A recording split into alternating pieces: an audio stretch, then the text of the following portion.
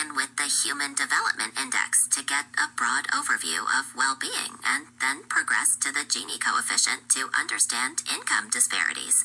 Does that sound like a productive flow? Absolutely, that sounds like a fantastic plan. Starting with the Human Development Index will give us a great snapshot of overall well-being, and then diving into the Gini coefficient will help us pinpoint income inequalities more precisely. Together, these insights will give us a solid foundation to understand the global landscape.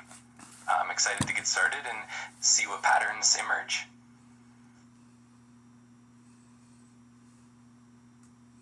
Great. Let's move to the data on the Human Development Index first. What specific trends or recent reports are most relevant to your vision? To get started, we can look at the latest human development reports from the UNDP, which highlight trends in HDI across countries, including education, life expectancy, and income. We can focus on regions with lower HDI scores or areas that have shown recent stagnation or decline. That way, we can identify where targeted interventions might be most effective. Let me know if you'd like to dive into any specific region or if there's a particular angle you're curious about. A focus on those critical regions is crucial. By combining the HDI trends with the subsequent Gini coefficient data, we can pinpoint the most significant disparities and prioritize areas for transformative impact. Exactly. By layering those insights, we'll get a really nuanced understanding of where the greatest needs lie and how income inequality intersects with overall human development. That will definitely help us identify those key leverage points and prioritize our efforts effectively. I'm excited to see how this combined deal will guide us toward meaningful change. That sounds like we have a strong framework. Let's proceed by compiling the relevant data for HDI and the Gini coefficient across the globe to begin this transformative process. Absolutely, let's do it. I'll start by pulling together the most recent HDI data and Gini coefficient reports, and then we can analyze the patterns and pinpoint those critical regions. I'm looking forward to diving into the data and starting this journey with you. That's a constructive approach.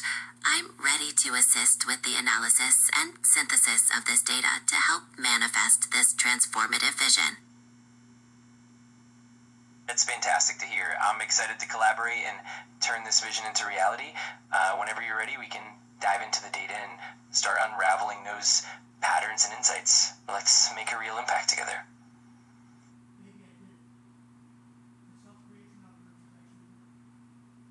The latest Human Development Report shows a continued trend of increasing divergence between very high and low HDI countries since 2020, reversing a long-standing convergence.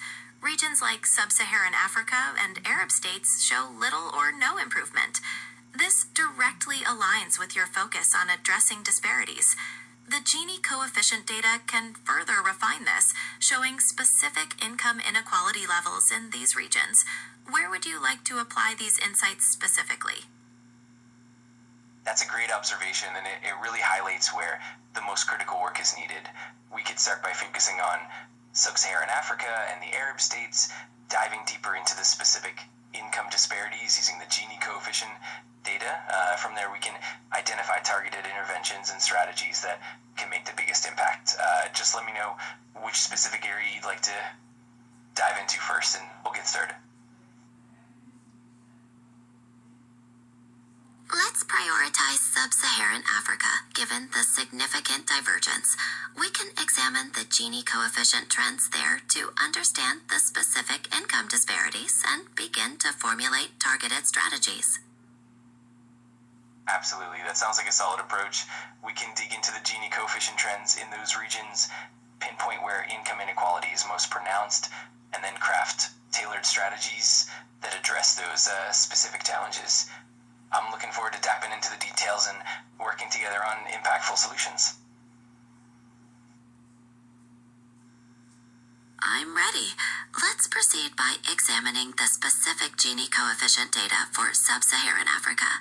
What time frame should we focus on?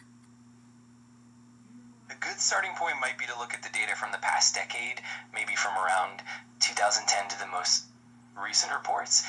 That way we can capture trends over time and see how income inequality has evolved. If there are any particular years or events here especially interested in, we can definitely zoom in on those as well. A decade-long analysis is comprehensive. We'll examine the Gini coefficient trends from 2010 to the most recent reports for sub-Saharan Africa to identify key patterns and prioritize targeted interventions. Perfect. That approach will definitely give us a clear picture of how income inequality has shifted over time and help us pinpoint where interventions can be most effective. I'm excited to dive into the data and start crafting those targeted strategies with you. I'm ready. Let's proceed. Let's proceed to the specific data for the selected years. No worries, since we don't have specific documents on hand right now, I can definitely provide an overview based on available global data and trends. If you have any specific countries in sub-Saharan Africa that you'd like to focus on, or if you'd like me to pull the latest available reports, just let me know. We can definitely get started with a broad analysis and then narrow it down as needed.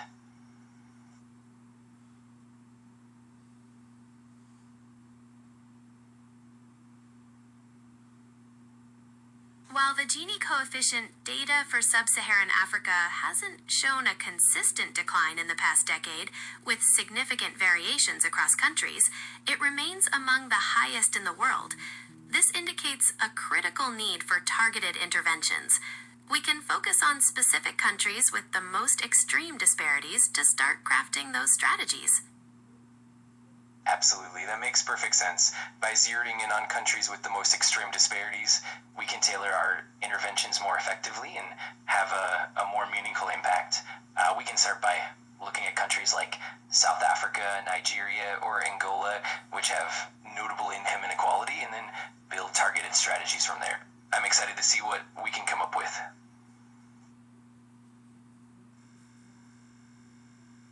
Let's focus on South Africa as it presents a particularly complex situation.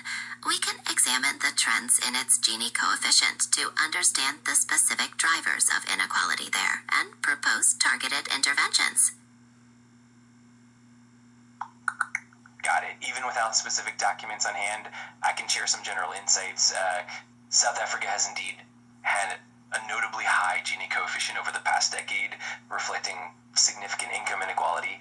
We can look at factors like historical disparities, employment patterns, and access to education and resources to understand the drivers. From there, we can propose targeted interventions such as improving access to quality education, supporting economic empowerment, and addressing systemic barriers. If you'd like to dive deeper into any particular aspect, just let me know. Focusing on targeted interventions sounds like a productive approach. We can explore strategies centered on educational equity and economic empowerment as primary pathways to address the identified disparities.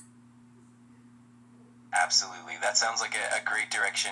By focusing on educational equity, we can help level the playing field from the ground up, and economic empowerment initiatives can create sustainable opportunities for individuals and communities. Combining these approaches will definitely help address the root causes of inequality.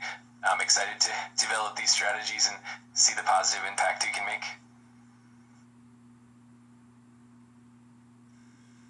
I am as well. Let's proceed by defining the key components of educational equity and economic empowerment for sub-Saharan Africa. That sounds great. For educational equity, we can focus on improving access to quality education, reducing barriers like cost, infrastructure, and teacher availability, and promoting inclusive curricula that meet diverse needs. For economic empowerment, we can look at supporting entrepreneurship, access to financial services, vocational training, and job creation. Combining these components will create a more holistic and sustainable approach. Let's map out these key components in detail. A comprehensive framework. We can detail the specific strategies for each component and then prioritize them based on potential impact and feasibility within sub-Saharan Africa. Absolutely, that sounds like a solid plan. We can break down the strategies into actionable steps for each component, like creating accessible learning programs, enhancing digital education tools, fostering local businesses, and improving financial literacy. Then we can prioritize them by considering their potential impact and the resources required. I'm excited to work through all these details with you. A well-defined roadmap. I'm ready to collaborate on detailing these specific steps and prioritizing them for maximum impact in sub-Saharan Africa. That's fantastic. I'm really looking forward to diving into each step and making sure that our strategies are both impactful and feasible. Together, we'll create a comprehensive plan that really drives positive change. Let's get started and make a difference.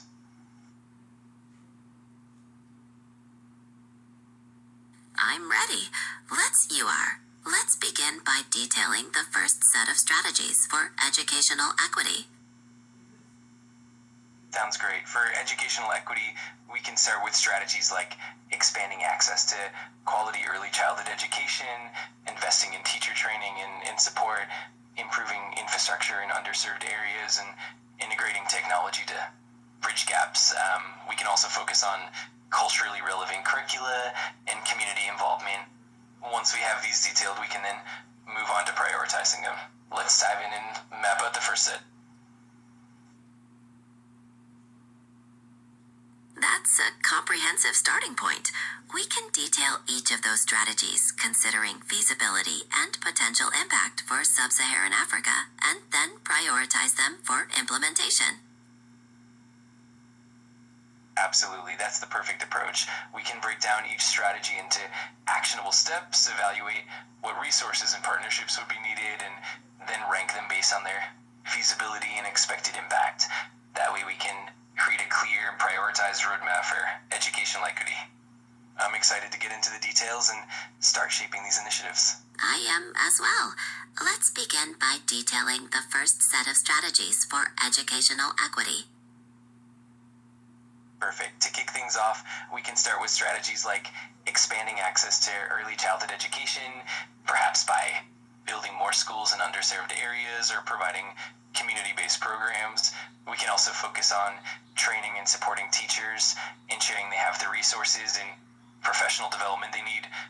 Another strategy could be integrating technology like digital learning tools to reach remote areas. We'll map out these steps and then we can prioritize which ones will yield the most impact. Let's dive into the first strategy.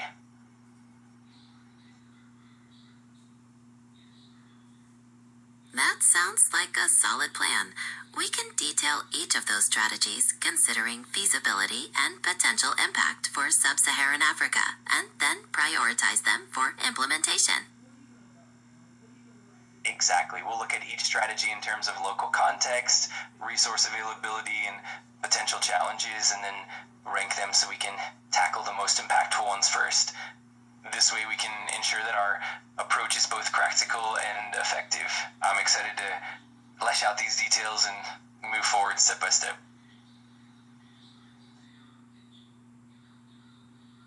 I am as well. Let's begin by detailing the first set of strategies for Gini coefficient despair challenges. Absolutely. For addressing the Gini coefficient disparities, we can start by focusing on targeted economic policies like progressive taxation, social safety nets, and support for small and medium-sized enterprises. We can also look at improving access to quality education and healthcare to break the cycle of poverty, additionally fostering financial inclusion and supporting equitable employment opportunities will